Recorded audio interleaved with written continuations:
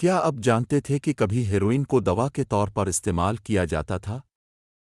اسے دوسرے نشوں سے چھٹکارا پانے میں مدد کے لیے تجویز کیا جاتا تھا اور کھانسی کی شربت کے طور پر بیچا جاتا تھا۔ ڈاکٹروں کا ماننا تھا کہ یہ مورفین کا متبادل بن سکتا ہے اور اوپٹس کا عادی مریض اس سے منحرف ہو جائیں گے بغیر خود عادی ہوئے، مگر ثابت ہوا کہ ہیروئن مورفین سے بھی زیادہ عادتن تھا۔ ہیروئن کو کھانسی دبانے والی دوا کے طور پر بھی بیچا جاتا تھا۔ اسے شدید کھانسی کو پرسکون کرنے کے لیے بچوں اور بالغوں دونوں کو تجویز کیا جاتا تھا، کیونکہ اس کے نشہ آور اثرات لوگوں کی کھانسی بند کر دیتے تھے۔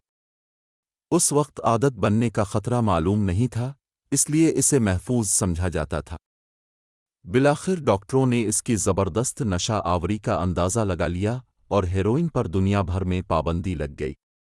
اگر یہ بات آپ کے لیے حیرت انگیز تھی تو لائک کریں، کمنٹ کریں، شیئر کریں اور مزید ناقابل یقین میڈیکل ہسٹری کے لیے فالو کریں۔